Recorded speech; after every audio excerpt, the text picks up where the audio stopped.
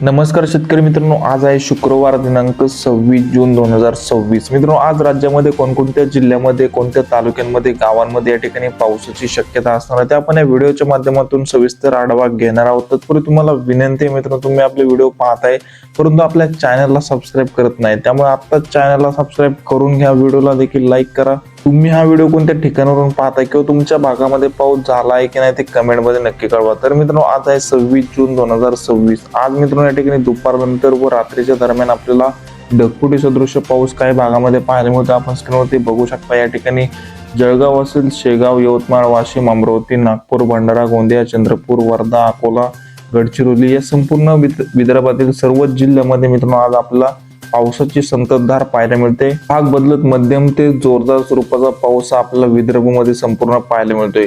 तसेच मराठवाड्यामध्ये देखील मध्यम ते जोरदार स्वरूपाचा पाऊस पाहायला मिळतोय. काही ठिकाणी हलक्या स्वरूपाचा देखील पाऊस आपल्याला पाहायला मिळतोय. या ठिकाणी विदर्भाच्या तुलनेमध्ये मित्रांनो मराठवाड्यामध्ये पावसाचा जोर हा काही प्रमाणामध्ये आपल्याला कमी पाहायला मिळतोय. बीड असेल, लातूर, धाराशिव, छत्रपती संभाजीनगर, नांदेड, परभणी, हिंगोली, जालना या संपूर्ण मराठवाड्याच्या 8ही जिल्ह्यामध्ये मित्रांनो भाग बदलत काही ठिकाणी मध्यम तर काही ठिकाणी जोरदार स्वरूपाचा पाऊस होणार आहे.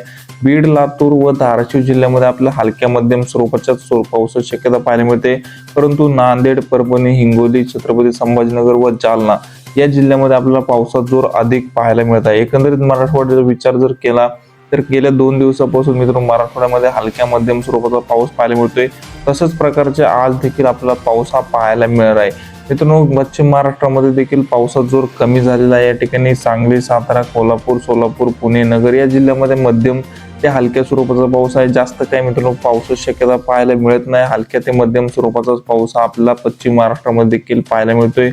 तसंच या ठिकाणी नाशिक असेल, मालेगाव असेल या भागामध्ये देखील हलक्या मध्यम स्वरूपाचा पाऊस आहे. कोकण पट्टीमध्ये देखील मित्रांनो मध्यम स्वरूपाच्या पावसाची शक्यता आहे. या ठिकाणी रत्नागिरी, रायगड, सिंधुदुर्ग, मुंबई व आसपासच्या परिसरामध्ये मध्यम ते हलक्या स्वरूपाचा पाऊस पाहायला मिळतोय.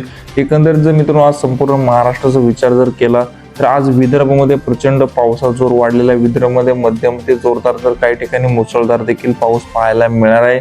मराठवाड्यामध्ये मित्रांनो या ठिकाणी पावसाचा जोर काही प्रमाणात कमीच पाहायला मिळतोय. तसंच या ठिकाणी पश्चिम महाराष्ट्रामध्ये देखील सेम कंडिशन आपल्याला पाहायला मिळते.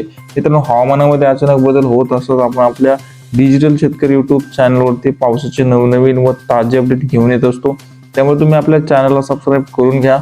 व्हिडिओला लाईक नक्की करा मित्रांनो. धन्यवाद.